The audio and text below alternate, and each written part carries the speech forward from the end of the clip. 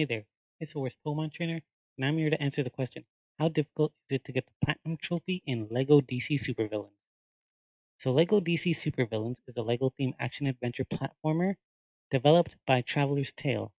You were playing create a character, and you're investigating what happened to the Justice League. So you end up playing kind of like a good guy role.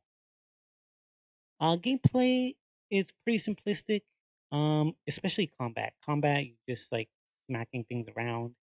The big highlight is the superpowers that you get to use. Some characters have heat vision, super strength, as you can see here, vision. Some characters use electricity, some characters can fly, all that fun jazz. So there's a good variety here. There is a ton of characters in this game, which is all right. The problem is a lot of the characters can get very similar to each other. So, like, you have Superman, but you also have Bizarro and you have Ultraman that play exactly the same. You have Shazam and you have Black Adam. They play exactly the same. You got Batman and Owlman. There's a lot of duplicate characters that do the exact same thing, right? But other than that, it's a very solid game. I really enjoyed the story, and I was pleasantly surprised by the voice acting in this game. Voice acting is incredible. There's a lot of recognizable voices here, and I was pleasantly surprised by that. Trophy wise, on the other hand, this can get really grindy, and it's not, its fun factor wore off pretty quickly on me, not gonna lie. So let's get into it. How difficult is it to get the Platinum Trophy in LEGO DC Supervillains? So let's hop into the trophy list. You're gonna have to do 2 playthroughs of this game. The reason for that is that there are collectibles in each level that you cannot get with everyone. You have to use certain characters to get collectibles in each level. So unfortunately, you have to go back to each level to complete them. There is DLC. I wanted to mention. I'm not going to be covering the DLC in this video. I do not have the DLC, so that's why. So back to the story stuff. Pretty simple. Nothing difficult here. Just beat the story. Go back in there. Get all the collectibles. You also have to max out your stud barn each level. Again, don't worry about that if you don't get it on the first playthrough. You have to come back anyways to do a second.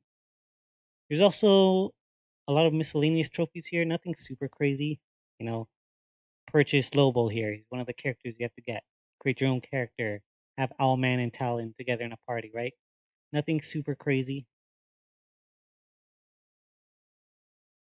Have a 10 times combo or multiplier, right? Achieve the highest wanted level in the hub. Complete a level without dying. Nothing here that's gonna be super difficult, right? Where the biggest headache comes in is by the sheer amount of collectibles this game has. So you have to get everything in this game because you have to achieve 100% completion, right? So that means go back into the game. You gotta go get 100 of those cylinder things on the bottom left. You gotta purchase every character and vehicle. So if we switch here, you gotta buy all these characters. When you first unlock these characters, they're gonna be blacked out. You have to purchase them in order to get the trophy.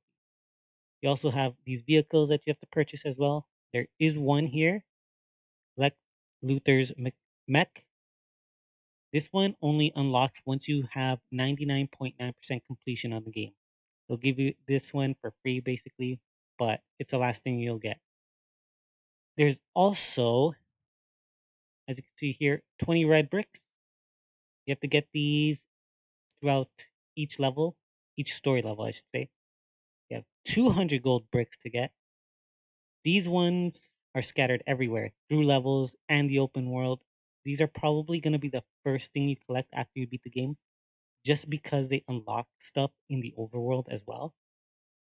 You got 30 spray paints that you have to do, one in each level, and then 10 in Gotham City, spread out through all of Gotham City. You got 9 monuments to deface, and then 20 stud bars, one for each level to max out.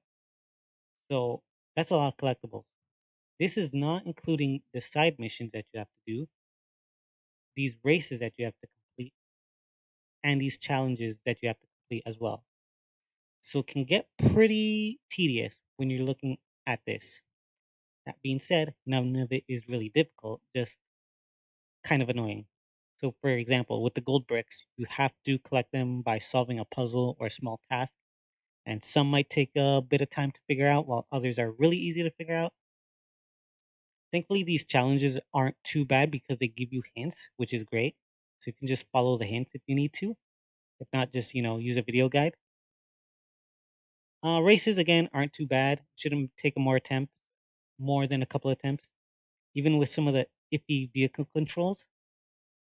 And like I said, while I honestly enjoyed the story and the voice acting of this game, trophy wise was pretty tedious.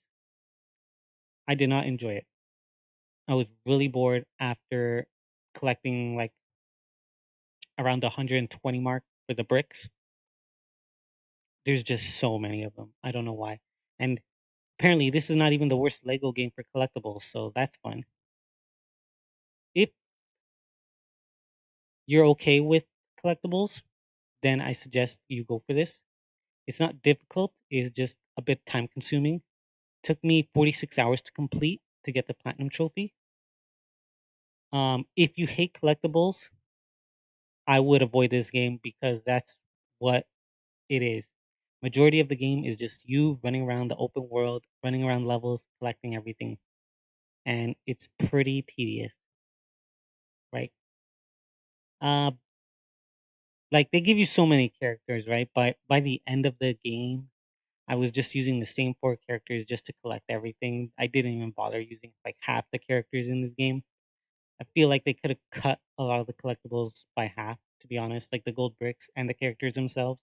But that's just me. If you're looking for an easy game and don't mind collectibles, I recommend this platinum. But if you hate collectathons, I'd pass on this one. But that's going to be it for me. I hope you all have an awesome day. I'll catch you guys later. Peace.